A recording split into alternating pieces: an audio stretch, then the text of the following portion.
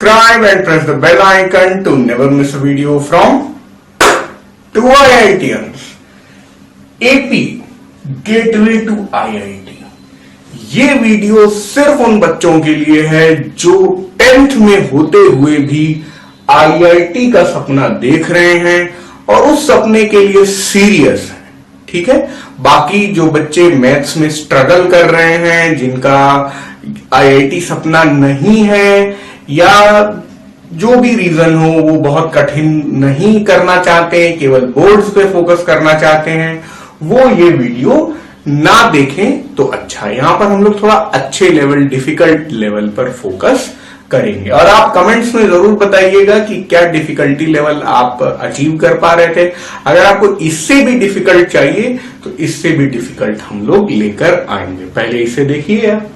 ठीक है, सबसे पहले तो मैं ये कहूंगा कि ये वीडियो देखने के लिए अब तक जो 2IITians चैनल में जितने भी पुराने एपी के क्लास 10th लेवल के वीडियो हैं वो आपने देख लिए हो तो ये वीडियो आपके काम का है। अगर आपको एपी का ABCD नहीं आता है तो ये वीडियो आपको नहीं समझ में आएगा। तो पहले लिंक में मैंने वो वीडियो दे रखा है और उस वीडियो लिंक पर आप क्लिक करिए और पहले उसे देखिए फिर इसे देखिए। खैर, बहुत बातचीत हो गई। सबसे पहले 3 नाम आएंगे। वो नाम क्या है? वो है सीक्वेंस, प्रोग्रेशन और सीरीज।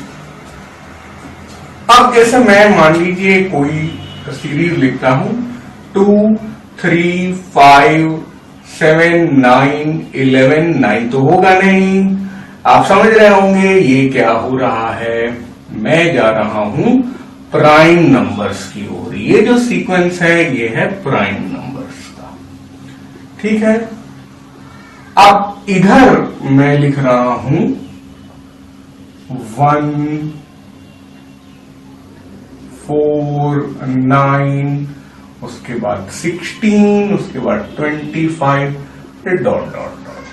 ये जो प्रोग्रेशन है ये है स्क्वायर्स ऑफ नेचुरल नंबर्स, है ना, स्क्वायर्स ऑफ नेचुरल नंबर्स। और यहां पर चलिए मैं लिख देता हूं 1 + 2 + 3 + 4 + 5। ठीक है, ये क्या है? Sum of natural numbers. ठीक है, तो ये तो समझ में आ गया कि यार सीरीज वो होंगी जहां पे प्लस साइन लगा रहेगा। बाकी सीक्वेंस और प्रोग्रेशन में क्या डिफरेंस है नहीं पता, बट यहां पे कॉमा लगा रहेगा। ठीक है, बड़ा सिंपल डिफरेंस है। दूसरी बात क्या होगी, यार इस पूरी सीरीज को मैं लिख सकता हूं n² की तरह, बट इसका कोई फॉर्मूला नहीं होगा। तो बस सीक्वेंस आपके क्या होते हैं, जो कोई लॉजिकल रूल फॉलो करते हैं। Sequences follow a logical rule. ठीक है, क्या लॉजिक है यहां पे? हमारा प्राइम नंबर्स। लेकिन हम लोग फॉर्मूला नहीं दे पा रहे हैं। लेकिन यहां पे हम लोग बोल सकते हैं can be expressed by an nth term. यहां पे nth टर्म जैसी चीज एग्जिस्ट करती। ठीक है, तो प्रोग्रेशंस ऐसे हैं जो कोई ना कोई nth टर्म दे देंगे। जैसे कि एपी में हम लोग nth टर्म क्या लिखते हैं? a + n-1 × d। जीपी में अगर आपने नहीं पढ़ा है कोई बात नहीं, जीपी में हम लोग nth टर्म लिखते हैं ar⁻n-1। ठीक है, तो यहां पर भी nth टर्म है, यहां पे भी nth टर्म है, इसीलिए इनके में p लगा है और ये प्रोग्रेशन है। कोई ये कहे कि क्या ये सीक्वेंस है, तो हम बोलेंगे हाँ, प्रोग्रेशन सीक्वेंस भी है। प्रोग्रेशन ऐसा सीक्वेंस होगा जिसका nth टर्म एग्जिस्ट करता होगा, जिसे nth टर्म में हम लोग एक्सप्रेस कर सकते हैं। और यहां तो बस सम ऑफ एनी सीक्वेंस और प्रोग्रेशन इज कॉल्ड सीरीज। ठीक है, तो सीरीज में तो क्या है, कोई सीक्वेंस उठा लो, उसमें प्लस साइन लगा लो, सीरीज बन गई। कोई प्रोग्रेशन उठा लो, उनमें प्लस साइन लगा दो, इंक्रीजिंग ऑर्डर में लिख दो और वो सीरीज बन गई। यहां पे कोई जरूरी नहीं है इंक्रीजिंग ऑर्डर हो, डिक्रीजिंग ऑर्डर भी हो सकता है। तो बहुत ही बेसिक डिफरेंस हम लोग ने देखा कि सीक्वेंस, प्रोग्रेशन और सीरीज में क्या अंतर है। तरीके से आप समझ सकते हैं वेन डायग्राम से। जैसे हम लोग क्या कर रहे हैं कि एक बड़ी फैमिली लें, इसे बोले सीक्वेंस, ठीक है, और सीक्वेंस के अंदर हम लोग लिखते हैं क्या, प्रोग्रेशन। ठीक है, अब इसको समझने के लिए एक और वेन डायग्राम बनाता हूं मैं, जो थोड़ा सा सिंपल होगा। और यहां पर मैं लिखता हूं मदर्स, और ऊपर इसके जो एक और सर्कल आ रहा है ये है फीमेल्स। जैसे हम लोग आराम से ये बात बोल सकते हैं कि all mothers are females but all females are not mothers. इस बात को कहने के लिए हम लोग इस डायग्राम की तरफ जाते हैं। मदर्स जो है वो फीमेल्स के अंदर हैं, बट कुछ ये वाली जो फीमेल्स हैं ये मदर्स नहीं है ना। ये सारी फीमेल्स तो हैं बट मदर्स नहीं है। बट अंदर कोई भी आएगी तो वो मदर तो है और फीमेल के अंदर भी है। बिल्कुल सेम बात यहां पर भी हम लोग बोल सकते हैं सीक्वेंस एंड प्रोग्रेशन के लिए। जैसे आपकी क्लास की लड़कियां हैं, आई होप वो मदर्स नहीं होंगी लेकिन वो फीमेल्स जरूर है। बट आपके घर में आपकी चाची, आपकी मम्मी, आपकी बुआ, अगर बुआ की शादी हो गई है तो या मामी चलिए बोल सकते हैं, अगर ये लोग मदर्स हैं तो वो फीमेल्स तो होंगे ही। ठीक है, तो इसलिए ये स्टेटमेंट इस तरह रिप्रेजेंट करते हैं। अगर आपको वेन डायग्राम वाला तरीका नहीं पता है तो इतने से ही आप ये वेन डायग्राम समझ सकते हैं। अब जैसे ये बात ट्रू है वैसे ही ये वाली बात के लिए लिखेंगे all progressions are sequences but all sequences are not progressions. बिल्कुल सिंपल लॉजिक है। जैसे क्या है, सभी फीमेल्स हैं, बहुत सारी फीमेल है, उनको आप देखते ही पहचान जाएंगे कि ये फीमेल है, लेकिन उनके जीवन में एक स्पेशल बात हुई जिसकी वजह से वो मदर बन गई। ठीक है, यानी कि एक स्पेशलिटी आ गई कि उन्हें मातृत्व सुख मिला। तो फीमेल्स अगर स्पेशल होंगी तो मदर हो जाएंगी, अगर उनके बच्चे हैं तो मदर हो गई। उसी तरह सीक्वेंस अगर स्पेशल है, उसका फॉर्मूला लिखा जा सकता है तो वो प्रोग्रेशन बन गया। बस यही लॉजिक है। ये बात मैंने एक YouTube कमेंट में देखी थी, बहुत अच्छी लगी। When you are able to write the nth term of a sequence, it becomes a progression। तो सही है, बहुत अच्छी बात है, ये तो पढ़ लिया हम लोगों ने।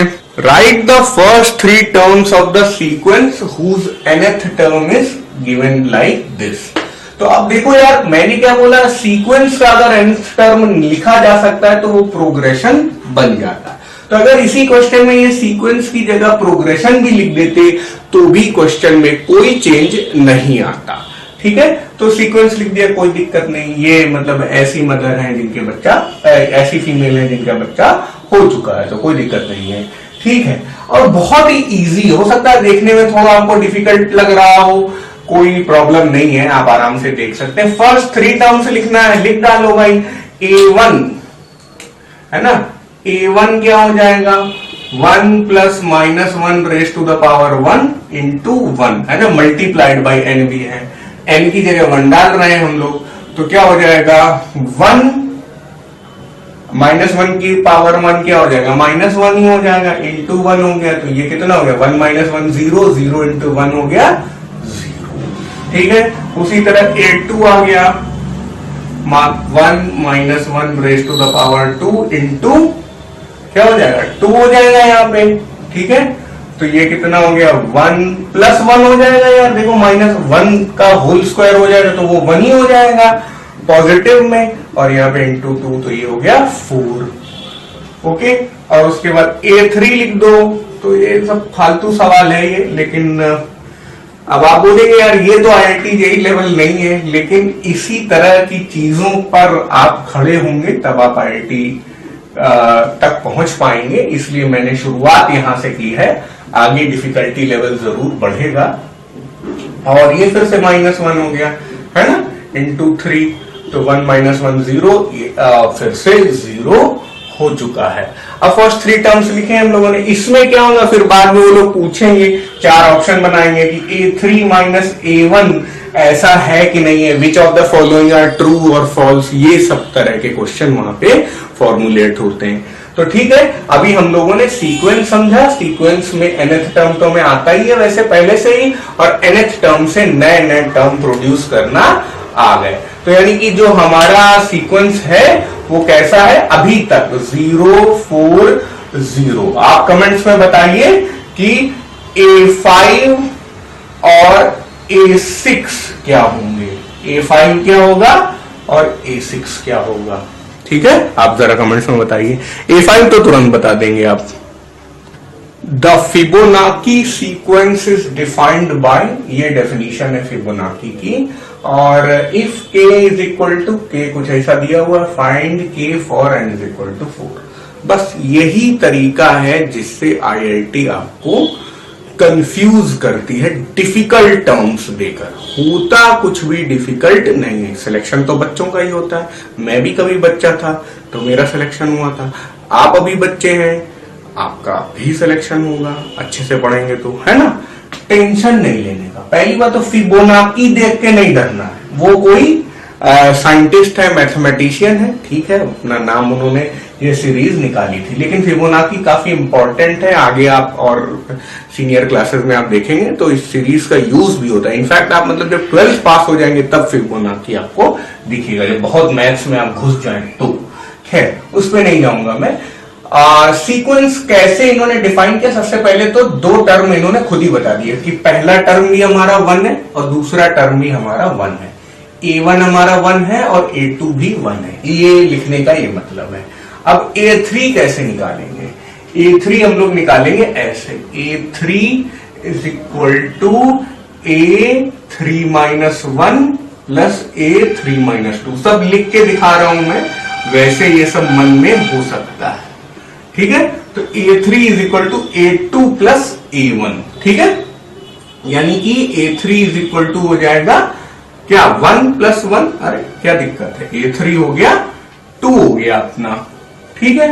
अब A4 क्या है, ध्यान दो यार, ये लोग कर क्या रहे हैं, जो nth टर्म है वो पिछले 2 टर्म्स का सम है। यानी nth टर्म देखो, थर्ड टर्म पिछले 2 टर्म्स का सम है। तो A3 अगर निकालना है तो इन दोनों को जोड़ के ये लिख दिया। तो अगर A4 निकालना है तो इन दोनों को जोड़ो, तो 2 + 1 क्या हो जाएगा, 3। तो सीक्वेंस पहचान लो, फटाफट लिखो ताकि ये बार बार ना करना पड़े। फिर A5 लिखो, A5 निकाल, देखो A3 निकालने के लिए इनको जोड़ा, A4 निकालने के लिए इनको जोड़ा, A5 निकालने के लिए इनको जोड़ो, 3 + 2 5 हो गया। फिर A6 निकालने के लिए इन दोनों को जोड़ो, आप तो समझ रहे हो, A8। बस इतना ही अपना काम का है, जहां तक इससे ज्यादा हम लोग को आगे नहीं जाना पड़ेगा। फालतू में A6 भी निकाल दिया है, चलो कोई दिक्कत नहीं। K निकालना हमें, यानी कि सीरीज हम लोग पहचान चुके हैं, कोई दिक्कत नहीं है। n इज इक्वल टू 4 डालना है, यानी कि हमें यहां पे A4 चाहिए, यहां पे A5 चाहिए, यहां पे 4 - 1 3, यानी A3 का होल स्क्वायर। कोई नई बात नहीं, बस यहां से वैल्यू उठाओ, बस पटक दो। A5 क्या है 5, A4 क्या है 3, माइनस A3 का होल स्क्वायर क्या है 2, 2 का स्क्वायर हो जाएगा, मतलब A3 2 है, 2 तो 2 का स्क्वायर लिख लिया हम लोगों ने। इसको 5/3 बना रहने दो और ये -4 आ गया। अब आप देख सकते हो कि 5 - 12 डिवाइडेड बाई 3, तो ये कितना आ जाएगा, -7/3। अब आपसे ये पूछा जाएगा कि k ग्रेटर देन 0 है, लेस देन 0 है, 0 है, है ना। इसमें पूछ सकते हैं कि क्या कभी के नेगेटिव होगा, इस तरह के क्वेश्चन आपको आईआईटी जेईई में दिखाई देंगे। ठीक है, बहुत बढ़िया सवाल था ये अपने आप में। मेरा इन लेक्चर से केवल इतना ही गोल है कि आपका इंटरेस्ट जगे आईआईटी जेईई में, है ना, कि अरे यार इसमें ऐसे सवाल पूछे जाते हैं। और 10th से ही आप अपने आप को गियर अप करेंगे तो आपको जब एग्जाम देने को मिलेगा आईआईटी जेईई का, तो आपको सब कुछ आसान ही लगेगा और सवाल देख के आपको खुशी होगी कि अरे यार क्या सवाल पूछा है और हमने तब भी कर लिया। यही होता है कि फियर ऑफ आईआईटी आप अपना हटा दें पहले तो। The first term and last term of an AP are a and L respectively, if S is the sum of all terms of the AP then calculate the common difference k. बहुत ही बढ़िया सवाल है, देखते हैं कैसे होगा। और ये भी मतलब एक बहुत फेमस या फेवरेबल या कॉमन टाइप है जो फिजिक्स में भी पूछा जाता है, मैथ्स में भी पूछा जाता है, कई बार केमिस्ट्री में भी पूछ लिया जाता है, जहां पर आपको सिर्फ इक्वेशन से खेलना होगा, इधर उधर रिप्लेसमेंट करते रहना होगा और फिर कुछ एक चीज निकाल के रख देना होगा। वही हम लोग यहाँ पे करेंगे, देखते हैं क्या है। देखो यार, एक लास्ट टर्म होता है तो वो a plus n minus 1 into d होता है, nth टर्म जैसा। इनका थोड़ा फैंसी नाम है, इन्होंने कॉमन डिफरेंस को k बोल दिया, कोई दिक्कत नहीं है। अच्छा, दूसरा क्या है, s is equal to n by 2a plus n minus 1 into d होता है। हम लोग a प्लस एल लिखेंगे क्योंकि a और l दोनों इन्होंने डिफाइन किए हैं, यानी कि k हमें निकालना है। अच्छा, अब देखो क्या होगा, k जो है वो हमारा किनके टर्म्स में आएगा, k विल डिपेंड ऑन, वैसे फंक्शन वगैरह मैं नहीं लिखना चाहता हूं, k विल डिपेंड ऑन किन किन वैल्यू पर, a पे डिपेंड करेगा, l पे डिपेंड करेगा और s पे डिपेंड करेगा, क्योंकि यही सब हमें दिया हुआ है। हमें कहीं पे भी यहाँ पे n नहीं दिया हुआ है। अब बस वही रिप्लेसमेंट वाली बात आती है कि यहां से n निकाल लो और इसमें डाल दो, या यहां से n निकालो इसमें डाल दो। तो मैं इधर से कर लेता हूं, ठीक है। अब देखो क्या होगा, 2s divided by a plus L, ये n के इक्वल हो गया कि नहीं। 2s देखो ये उधर चला गया, ये नीचे चला गया, ठीक है। थोड़ा मतलब यार जल्दी करूंगा, ये बच्चे जो हैं ये आईआईटी के लिए पढ़ रहे हैं, तो धीरे धीरे थोड़ा नहीं होगा, है ना। अब बस n हमें हटाना है, n क्योंकि यार हमने अपनी तरफ से दिया, वो क्वेश्चन में ही नहीं है, तो n को हम लोग गायब करेंगे, कर लेते हैं गायब। l a प्लस, अब देखो क्या हो जाएगा, 2s divided by a minus L minus 1 into k। देखो भाई सही आ रहा है, इतना नोट कर रहे हैं हम लोग। अब देखो क्या कर सकते हो तुम, a को उस साइड ले जाओ, अब तो कुछ है ही नहीं, l minus A divided by a उस साइड जाएगा, ये पूरा मामला ब्रैकेट वाला नीचे आएगा, 2s a minus L minus 1, ये चीज k के इक्वल हो गए। अब ऐसे तो कोई इसी को आंसर बोल सकता है कि हाँ ले ऐसा आंसर है हमारा, लेकिन यार दो बार डिवीजन लगा हुआ, ऐसा आंसर थोड़ा सा सही नहीं लगता है। अरे यहाँ पे कुछ गड़बड़ हो रही, क्या गड़बड़ हो रही है यार, यहाँ पे मैंने a प्लस एल लिखा हुआ है और n की जगह जब यहाँ पे लिखा तो a माइनस एल लिख दे, ये नहीं होना चाहिए, ठीक है। अब तो सही है, कुछ बच्चे परेशान होने लगे थे और परेशान होना भी चाहिए, ठीक है। तो अब यहां तक हम लोग पहुंच चुके हैं, अब इसी चीज को थोड़ा सा और अच्छे से लिख देते हैं। एल के इज इक्वल टू हमारा आ चुका है L minus A divided by, है ना। अब हम लोग और कर लेते हैं थोड़ा सा, 2s माइनस ए प्लस एल, ए प्लस एल यहाँ पे लिखा हुआ, यहाँ पे मैं एल प्लस ए लिख दे रहा हूं, ए प्लस एल को एल प्लस ए लिख दिया, कोई दिक्कत नहीं है। और चलो यहाँ पे भी एल प्लस ए लिख दो, ठीक है। अब यहां से के क्या आ जाएगा आपका, L square minus A square divided by 2s minus L plus A, चाहे ऐसे लिख दो या माइनस एल माइनस ए ऐसे भी लिख सकते हो, दोनों ही सही है। अभी मैं 4 ऑप्शन नहीं दे रहा हूं क्योंकि ये तो केवल रिहर्सल है, और फिर जब थोड़ा आपका रिस्पांस बढ़िया होगा तो फिर मैं 4 ऑप्शन के साथ भी आऊंगा और वो एक्सरसाइज क्वेश्चंस में होगा। तो इसी ये क्योंकि हमारी लेक्चर सीरीज है तो लेक्चर में ऑप्शन देने की जरूरत नहीं है मेरे हिसाब से।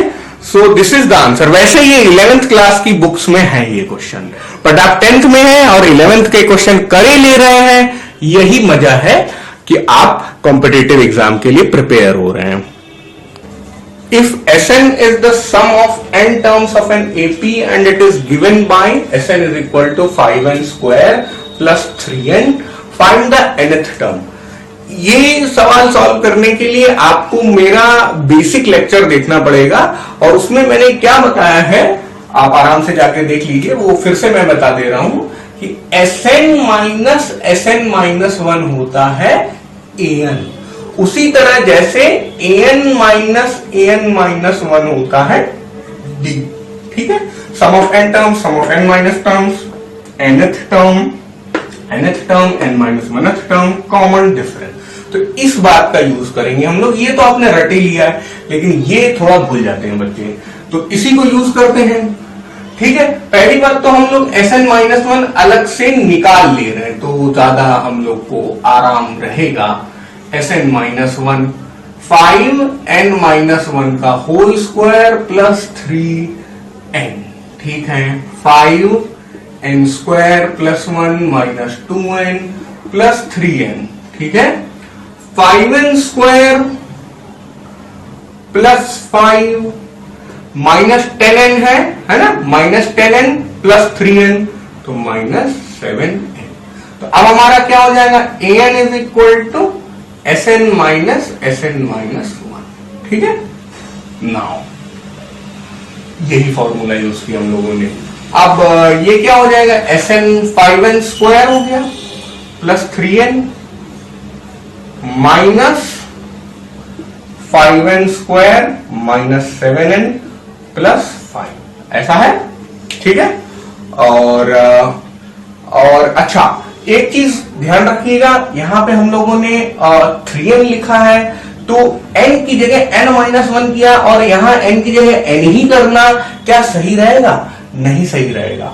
यहां पर हम लोग n माइनस 1 करेंगे। देखिए यही सारी गलतियां जानबूझ के गलती मैंने करके दिखाई ताकि आप ध्यान दें कि किसकी वजह से सिलेक्शन रुक सकता है। तो चलो अब यहां पे क्या हो जाएगा, तो 5 माइनस 2 10n में से 3n गया तो माइनस 7n। चलो ये तो सही चल रहा है हम लोग का।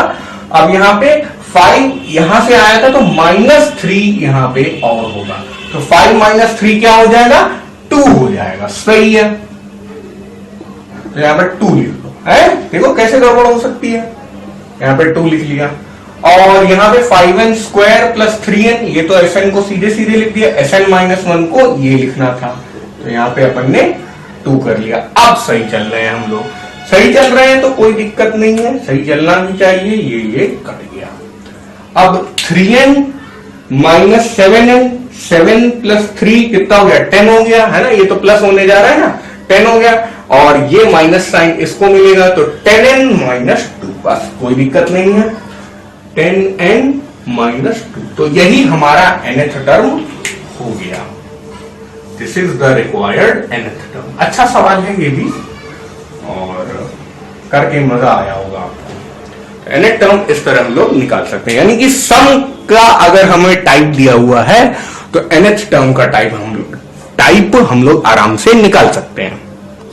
ये क्वेश्चन मैंने 2 IITians के कम्युनिटी सेक्शन में भी डाला था और काफी बच्चों ने सही आंसर दिया था। तो अब इसकी एक IIT अप्रोच और एक स्कूल अप्रोच दोनों बताऊंगा, क्योंकि अभी आप स्कूल में 11th-12th में जाएंगे तब भी स्कूल में ही रहेंगे तो स्कूल अप्रोच भी आना भाई जरूरी है। ठीक है, IIT अप्रोच क्या कहती है वो जल्दी सवाल करेगी, है ना। तो पहले वही बताता हूं, A, K और B, मान लो ये दो AP में है तो हम लोगों ने क्या पढ़ा था यार कि ये इसका हो जाएगा मीन हो जाएगा। तो मीन का फॉर्मूला क्या होता है, A plus B divided by 2, ऐसा हो जाएगा। अब हम क्या करें, इसको इससे ही कंपेयर कर लें, A प्लस बी, ऑप्शन भी आपको दिए ही रहेंगे, A raise to the power n, B raise to the power n, A raise to the power n minus B, B raise to the power n minus 1। ठीक है। अब यहां पर आप देखो यार, कंपेयर कर रहे हैं तो यहां a है, यहां n, a की पावर n है। हम क्यों ना n की वैल्यू 1 रख दें, ठीक है। तो देखो यहां 1 है, यहां 1 है, तो ऊपर तो मैच कर जाएगा n की वैल्यू अगर 1 है तो। और नीचे देखो, नीचे अगर n की वैल्यू 1 रखते हैं तो क्या हो जाएगा, a raise to the power, हम मतलब यहां पे अपनी तरफ से n की वैल्यू 1 ट्राई करे ले रहे हैं, है ना। ये ट्राई कर रहे हैं, ट्राई करने वाला मेथड भी मैंने आपको सिखाया। इसको बोला जाता है trial and error method. Trial and error भी सभी कॉम्पिटिटिव एग्जाम में बहुत यूज होता है और बच्चे इसे बहुत एक्सप्लॉइट करते हैं। ये आपको एक्सप्लॉइट करना सिखाते भी है। इंजीनियरिंग माइंडसेट बनाने के लिए आपको ये ट्रायल एंड एरर आना ही चाहिए, क्योंकि आगे जिंदगी में बार बार ये काम आएगा। ठीक है, चलो अब हम लोग ने क्या किया, n की वैल्यू 1 डाल दी। तो चलो 1 डाल दी है तो मैं रेड से 1 लिख दे रहा हूं, क्योंकि n की वैल्यू हम लोगों ने डाल दिया। ओके, चलो अब काफी हद तक समझ में आ भी रहा होगा, बहुत ज्यादा लिख रहा हूं मैं। और ये -1, ये -1 और यहाँ पे भी रेड 1 डाल दिया। तो ऊपर सही चल रहा है, यहां तो अपना ये बने हुए हैं, इससे कंपेयर करना है कि क्या न्यूमरेटर और डिनोमिनेटर दोनों सही आ रहे हैं। और ये क्योंकि ये काम आपको मन में करना है इसलिए मैं लिख ज्यादा रहा हूं, बट ये सब मन में जब आप करोगे तो बहुत जल्दी हो जाए। a की पावर 0 और b की पावर 0, और बहुत अच्छी बात है कि ये भी 1 है और ये भी 1 है, तो 1 + 1 2, ये सही हो गया। यानी कि n = 1 ट्राई करने वाला काम हमारा चल गया। हम लोगों ने n = 1 निकाल लिया, यही आंसर है आपका। ठीक है, n = 1 आपका आंसर हो गया। Find the value of n था ना। अब इसे स्कूल अप्रोच से करते हैं। ठीक है, तो ये जो लिखा हुआ है ये मीन है, इन दोनों के बीच में लाई करता है, इसलिए ये हो जाएगा a + b / 2। आप 2 को उस तरफ पहुंचा दीजिए, क्रॉस मल्टीप्लाई कर लीजिए, तो 2an + 2bn ये हो जाएगा। कोई आया है मेरे घर में तो थोड़ा सा रुक जाते हैं। क्रॉस मल्टीप्लाई करने के बाद एक तो इधर इसको लिख दिया है, अब a को इससे मल्टीप्लाई करते हैं तो ये a⁻n बन जाएगा और ab⁻n - 1 बन गया।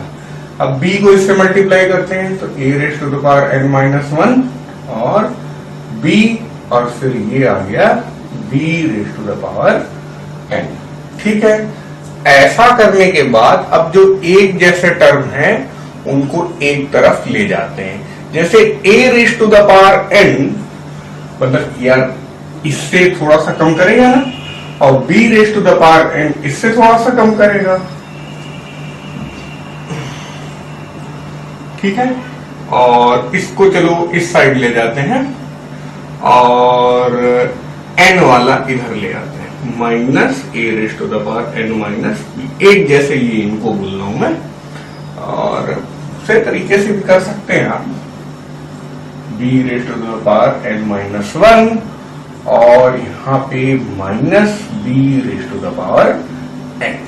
ठीक है, यहाँ पे आप लिख लो a⁻n - 1 a - b। ठीक है, और यहाँ पे आप लिख लो b⁻n - 1 और यहाँ पे भी आ जाएगा a - b। ठीक है, अब क्योंकि a और b इक्वल नहीं हो सकते, AP में है तो अगर तीनों इक्वल हो जाएंगे तो गड़बड़ हो जाएगा। और अच्छा क्वेश्चन अगर होता तो जेई वगैरह में ऐसा भी वो लोग लिख के दे देते हैं कि a ≠ b है। वैसे नहीं तो कांस्टेंट AP भी हो सकती है, वो वाला केस आ सकता है, बट अभी फिलहाल आप मान के चलिए कि a और b इक्वल नहीं है, इसलिए इन दोनों को हम लोग हटा सकते हैं। तो a/b⁻n - 1 एक साथ आ गया, इसको 1 लिख दिया हम लोगों ने। अब तो कोई दिक्कत नहीं है, a/b n - 1 a/b raise to the power 0 लिख देंगे, anything to the power 0 is equal to 1, तो n माइनस 1 यहां पे है और 0 यहां पे है, बेसेस इक्वल हैं तो पावर इक्वल होगी, n minus 1 is equal to 0 और n इज इक्वल टू 1। यही हम लोग का फाइनल आंसर हो जा रहा है। सो दिस इज डन नाउ। और n इज इक्वल टू 1 हम लोग पहले ही लिख चुके थे ट्रायल एंड एरर से। रेड बक्सा, the interior angles of a polygon in AP, the smallest angle is 120 degree and the common difference is 5 degree. Find the number of sides of the polygon. पहली बात तो polygon समझ लो क्या होता है।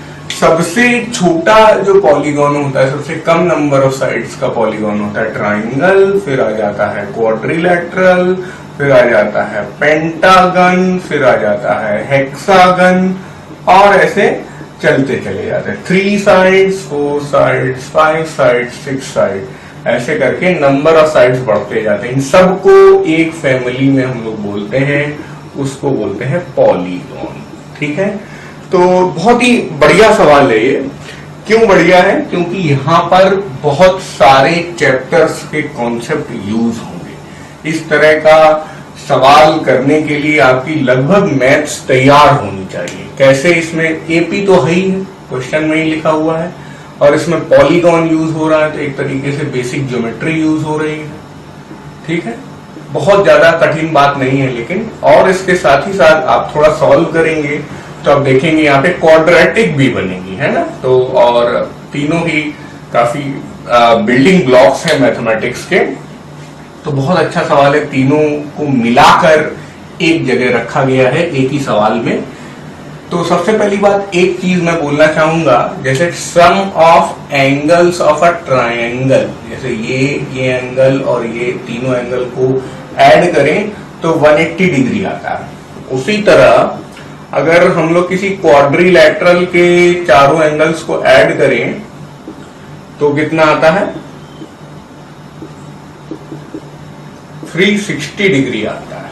ठीक है, उसी तरह पेंटागन के ऐड करें तो क्या आता है, ये हमें नहीं पता, है ना। ये ऐसे सीधे याद नहीं होता लोगों को। तो होता क्या है बच्चों, कोई भी आप पॉलीगॉन बना लो। पॉलीगॉन अगर आप मान लीजिए, चलो मैं ये बना दे रहा हूं सिंप्लिसिटी के लिए, हेक्सागन। ठीक है, तो उसमें आप सेंटर पे कोई पॉइंट रख लो, मतलब कहीं पे भी कोई पॉइंट रख लो, इंटीरियर में रख लो बस। ठीक है, क्योंकि ये रेगुलर नहीं है ना। तो आप देखोगे इंटीरियर में कोई भी पॉइंट रखो तो नंबर ऑफ ट्राइंगल्स जो बनते हैं, इसको छोड़ दो, इधर देखो चाहे इधर देखो, नंबर ऑफ ट्राइंगल्स जो बन रहे हैं वो कितने हैं? साइड्स के बराबर। इधर भी चलो कर लो यार, जबरदस्ती वाला है, लेकिन ये हमें याद है, ट्राइंगल का तो सम हमें 180 डिग्री याद है, तो इधर भी आप कर सकते हो, है ना। इंटीरियर में कोई पॉइंट ले लो, कोई जरूरी नहीं है आप सेंट्रॉइड लो या बिल्कुल सेंटर पे लो, क्योंकि ये जो हमारे पॉलीगॉन्स हैं ये कैसे हैं? इर्रेगुलर है, रेगुलर नहीं है। इर्रेगुलर है तभी तो एंगल्स उनके अलग अलग हैं, तभी वो AP में इंक्रीज हो रहे हैं ना। तो यहाँ पे हमें मालूम है कि किसी भी ट्राइंगल के एंगल्स का सम 180 डिग्री होता है। तो यार अगर देखो तो ये और ये दो मार्कर और ये मिलकर जो मैं मार्क कर दे रहा हूं रेड से, ये भी तो एक ट्राइंगल है, और इस तरह के 3 ट्राइंगल आ रहे हैं, तो इसके एंगल्स का सम 180 डिग्री है। ठीक है, तो अगर यही बात हम लोग यहां पे देखें तो ये भी तो कोई ट्राइंगल है, इसके एंगल्स का सम भी 180 डिग्री है। तो अगर हम लोग बोले कि इन सभी ट्राइंगल्स के एंगल्स का सम क्या है, तो वो क्या हो जाएगा? Number of sides multiplied by 180 degree, है ना। Sum of angles of all the triangles form हो जाएगा n multiplied by 180 degree. n जहां पर है नंबर ऑफ साइड्स, यहाँ 6 into 180 degree, 5 into 180 degree, 4 into 180 degree, 3 into 180 degree. अब लेकिन मान लीजिए हमारा गोल ये है कि यार हम लोग इनके सम निकालें, तो अभी n इंटू 180 डिग्री में क्या हो रहा है बच्चों कि ये रेड वाले एंगल्स मार्क तो शामिल है ही है, बट ये 360 डिग्री भी शामिल है। डबल एरो बना रहा हूं, ये 360 डिग्री भी शामिल है। तो अगर हम लोग सिर्फ इंटीरियर एंगल्स का सम निकालना चाहें तो n into 180 degree minus 360 degree होना चाहिए। तो हम लोग इसे क्या लिख दें, n into 180 degree into minus 2 into 180 degree. तो 180 डिग्री कॉमन ले लो, 180 degree multiplied by n minus 2। ये क्या फॉर्मूला हुआ, ये है सम ऑफ इंटीरियर एंगल्स का formula, sum of interior angles का फॉर्मूला। बहुत ही अच्छा फॉर्मूला है, ये आपको याद होना चाहिए। अब आप क्रॉस चेक कर सकते हो कि ये फॉर्मूला इस पे ट्रू है या नहीं है, इस पे ट्रू है या नहीं है। चलो देख लो, यहां पे तो 180 डिग्री आना चाहिए, तो 180 degree multiplied by number of sides क्या है 3 माइनस 2 1, यानी कि 180 डिग्री आ रहा है। यहां पे देख लो 180 degree multiplied by number of sides कितनी है 4 माइनस 2, यानी 2 इंटू 180 डिग्री 360 डिग्री। यानी कि जो हम लोगों ने ये फॉर्मूला डिराइव किया है ये सही है। तो ये इसमें यूज होने वाला है, इसलिए मैंने ये डिराइव करके दिखाया। वैसे ये स्टैंडर्ड है, ये आपको याद होना चाहिए। आपकी अभी ना ही क्लास 10th की ML अग्रवाल में ये कॉन्सेप्ट कहीं है और ना ही NCERT में ये कॉन्सेप्ट कहीं है, बट आपको आना चाहिए। 10th में नहीं है, इतना तो पक्का है, जूनियर क्लासेस में हो सकता है। अब हमें अपना फॉर्मूला मालूम है, तो उस फॉर्मूले को हम लोग दो तरीके से यूज कर सकते हैं। कैसे, sum of interior angles of polygon. एक तो हम लोगों ने फॉर्मूला लिख लिया 180 डिग्री इंटू n माइनस 2, चाहे 180 डिग्री पहले लिखो या बाद में लिखो। अब ये चीज एपी में है, ये सिर्फ इस क्वेश्चन में, ये फॉर्मूला हमेशा वैलिड है। तो एपी वाला फॉर्मूला भी हम लोग यहां पे लिखेंगे n/2 2a plus n minus 1 into D. n क्या है, नंबर ऑफ एंगल्स, और नंबर ऑफ साइड्स भी वही है। जितने एंगल होते हैं उतनी साइड होती हैं। जैसे ट्राइंगल में 3 एंगल होते हैं, 3 साइड होती है। क्वाड्रिलेटरल में 4 एंगल होते हैं, 4 साइड होती है। तो किसी भी पॉलीगॉन में जितने एंगल होंगे n, उतनी ही नंबर ऑफ साइड्स होंगी n। ठीक है, तो कुछ बातें n यहां पर जो लिखा हुआ है वही देखो। नंबर ऑफ साइड्स, यहाँ पे n क्या है, नंबर ऑफ साइड्स, और यहाँ n क्या है, नंबर ऑफ एंगल्स। तो इसीलिए दोनों में एक ही n का काम चल जाएगा।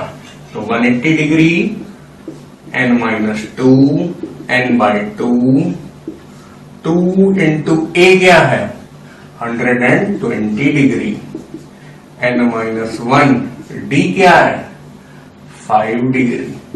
ठीक है, अब दिख रहा है ना, क्वाड्रेटिक बन सकता है।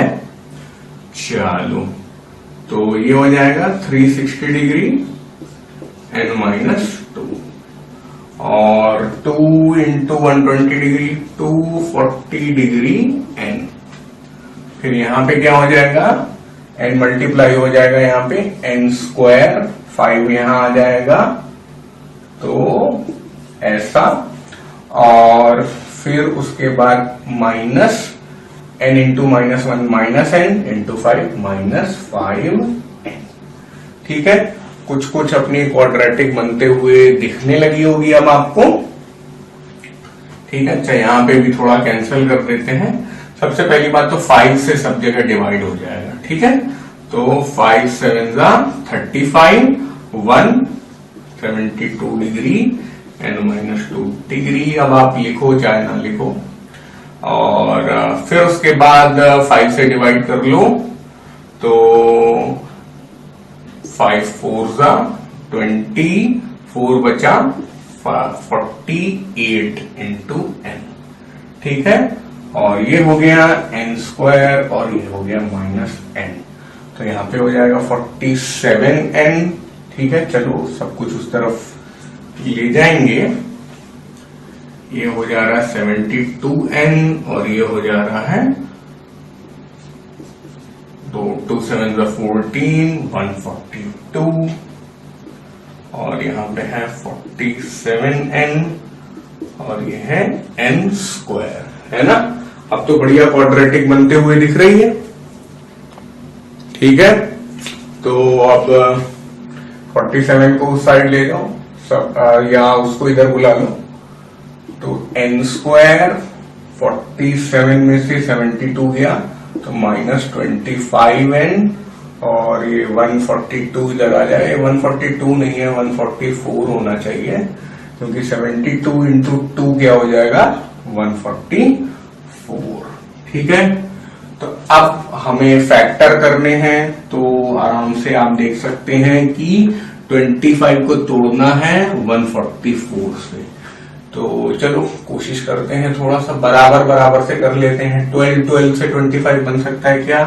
नहीं। 12 के बाद 13 से तो डिवाइड नहीं होगा, 14 से डिवाइड नहीं होगा, 15 से नहीं होगा, 16 से होगा। 16 इंटू 9, तो 16 इंटू 9 144 और 16 प्लस 9 हो जाएगा -25। तो सब कुछ सही चल रहा है हम लोग का। तो n square -16n -9n plus 144 is equal to 0। थोड़ा सा डार्क मार्कर ले लिया जाए और n कॉमन ले लिया। अब अच्छा दिख रहा है ना, -9n -16। ठीक है भाई, तो यहां से आराम से n-16 एक साथ ले लो। क्वाड्रेटिक आई होप आपको आता होगा। ठीक है, अब यहां से क्या हो जाएगा, n इज इक्वल टू 16 और n इज इक्वल टू 9। आप देखिए दोनों ही आंसर एक्सेप्टेबल नहीं है, वरना हम यहाँ पे आराम से इतना करने के बाद आप सोच सकते हैं कि यार बढ़िया तो है यार, नंबर ऑफ साइड 16 आ रही है, नंबर ऑफ साइड्स 9 आ रही हैं, तो दोनों ही पॉलीगॉन एग्जिस्ट करते होंगे।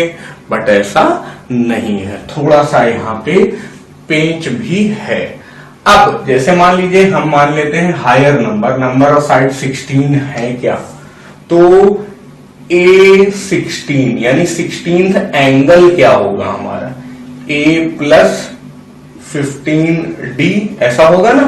अरे भाई nth टर्म वाला फॉर्मूला लगाया, A क्या है 120 डिग्री और 15 इंटू 5 क्या है कॉमन डिफरेंस, तो 15 इंटू 5 कितना हो गया 75। 120 प्लस 75 कितना हो गया 195, है ना।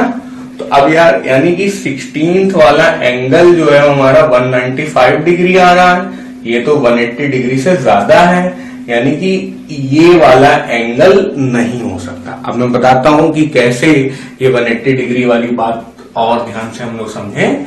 कोई भी आप पॉलीगॉन लेंगे यार, वो बंद तो होगा, और जब ये बंद होगा तो कोई भी एंगल इसका 180 डिग्री से ज्यादा नहीं हो सकता, क्योंकि ये याद रखिए, है ना, अगर ऐसा बन रहा है तो हमेशा कितना भी बड़ा क्वाड्रिलेटरल होगा उसका इंटीरियर एंगल 180 डिग्री से कम ही होगा।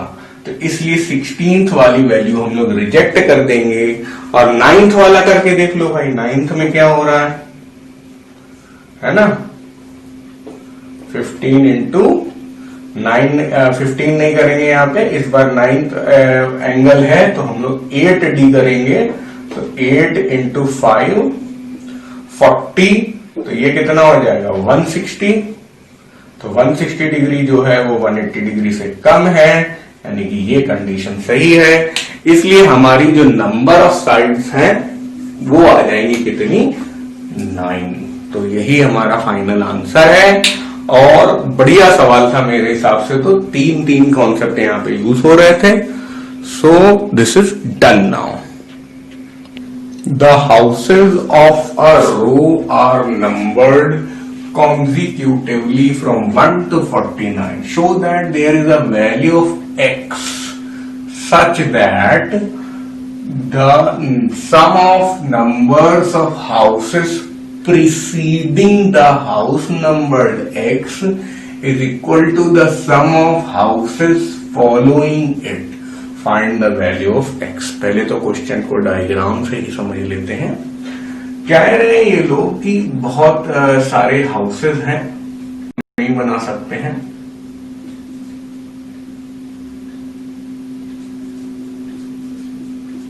और सबकी नंबरिंग पड़ी हुई है 1 2 3 और ये 49 47 48 ऐसा है। बीच में कहीं कोई हाउस नंबर है x, उसकी बात कर रहे हैं। There is a value of x such that the sum of numbers of houses preceding the house, यानी कि इसके पिछला वाला घर जो होगा x माइनस 1, यहां पे अगर हम लोग एक बाउंड्री बना दें और इन सब हाउस नंबर्स का सम लें, यानी कि x माइनस तक Sn करते हैं ना, तो Sn माइनस 1 करते हैं, उसी तरह Sx माइनस 1 कर दिया।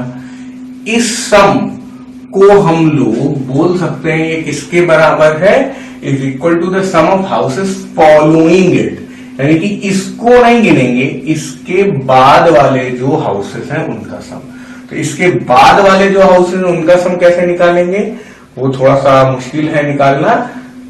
S49 पूरा जो है S49, उसमें से ये माइनस कर लें Sx, समझ गए। टोटल में से इस बाउंड्री तक जितने घर हैं वो माइनस कर दें तो ये वाले आ जाएंगे, समझ गए। तो अब Sn का फॉर्मूला क्या होता है, हमें तो यहाँ पे फर्स्ट और लास्ट हमेशा मालूम है, तो Sn का फॉर्मूला होता है n/2 a प्लस l, ये होता है। हमारी कंडीशन क्या कह रही है, Sx minus 1 is equal to S49 minus Sx, ठीक है। तो जब हम Sx माइनस 1 लेंगे तो n की जगह x माइनस 1 लिख दो, ये कर दो, a की जगह 1 रख दो, है ना। इसकी बात करें, इसका फर्स्ट टर्म 1 है और लास्ट टर्म क्या है, x माइनस 1। बहुत अच्छे। S49 में तो कोई बात ही नहीं है, N49 हो गया, 49 डिवाइडेड बाई 2, यहाँ पे a क्या है, टोटल S49 इतना है ना, यहां से लेके यहां तक टोटल। फर्स्ट टर्म क्या है 1 और लास्ट टर्म क्या है 49, और Sx क्या है, Sx बिल्कुल इसी का दोस्त है ना, Sn का ही दोस्त है। तो minus x divided by 2, a क्या हो जाएगा 1 और x केवल इतना, ठीक है। थोड़ा सा सिंप्लीफाई करेंगे, काफी सिंप्लीफाई हो जाएगा इनफैक्ट, बल्कि 2 तो हम लोग अपना काट ही दें रेड मार्कर से, ठीक है। नीचे डिनोमिनेटर में आराम से 2 उड़ा सकते हैं आप सब जगह। और हो क्या गया x, और ये भी माइनस 1 और ये भी उड़ गया, ठीक है। तो हो गया क्या हमारे पास x minus 1 multiplied by x plus 49 multiplied by 50 minus x multiplied by 1 plus x, ठीक है। थोड़ा सा rearrangement, x square minus x, 49 into 50 मुझे आलस आ रहा है, मैं नहीं करूंगा, और माइनस x स्क्वायर, फिर से माइनस x उड़ा सकते हैं, इसको इस तरफ ले जाइए, 2x square 49 into 50, x square 49 into 25 लिख सकते हैं कि नहीं भाई, 2 कैंसिल कर दिया तो x का कितना हो जाएगा, √49 √25, 7 into 5, x is equal to 35। सही है, यानी कि x कोई क्वाड्रेटिक वैसे बन रही है, लेकिन मतलब एक ही वैल्यू रिपीटेड रूट्स आ रहे हैं। तो हमारा जो वो वाला मकान नंबर था जो हमें चाहिए था, जिसके इसके इधर वाले और इसके उधर वाले सम बराबर हैं, वो मकान नंबर है 35। आप चाहें तो इस बात को क्रॉस वेरीफाई कर सकते हैं। इस बात को कि S34 है ना, 35 की जगह -1 34 is equal to S49 minus S35। ये आप अपने आप करने की कोशिश करिए। अभी थोड़ा सा टाइम देता हूं मैं आपको।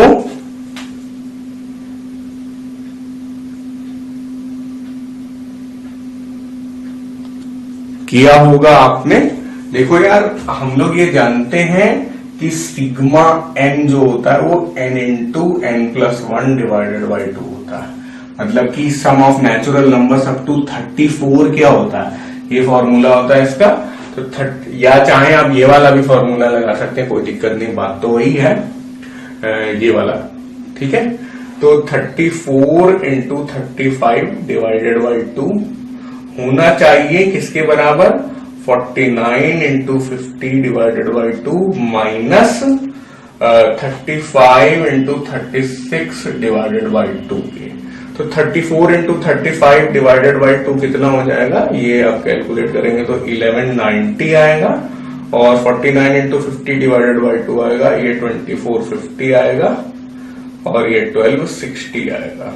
ये 1190 और ये भी 1190 आएगा। यानी कि जो मकान नंबर 35 हमारा बीच में कहीं पड़ रहा है, उसके इस तरफ वाले मकानों का सम 1190 है, और इस तरफ वाले मकानों का सम भी 1190 है। तो ये क्वेश्चन हो चुका है। तो आई थिंक ये लेक्चर आपको पसंद आया होगा। अगर आपको IIT JEE आपका सपना है तो, और कमेंट करके जरूर बताइए कि लेवल आपके ऊपर था या नीचे था या सही था। और जितने ज्यादा क्वेश्चन हो सकते हैं JEE लेवल के 10th में रहते हुए वो आप खूब पूछिए। काफी बच्चों ने मुझसे बोला कि पियर्सन सॉल्व कर दीजिए, बट काफी बच्चे जो हैं वो पोल में नहीं आए, शायद पोल में सिर्फ 2% लोग मिले। तो अगर आप पियर्सन को सॉल्व करवाना चाहते हैं तो ज्यादा से ज्यादा उस पोल में हिस्सा लीजिए और कमेंट्स में अपनी डिमांड को रखिए। अगर बहुत ज्यादा बच्चे ऐसा कहेंगे तो हम लोग वो भी सॉल्व करेंगे। बट IIT JEE की कितनी आप तैयारी करना चाहते हैं इस चैनल पे रहते हुए, ये स्टूडेंट डिमांड में देखना चाहता हूं। So please do comment.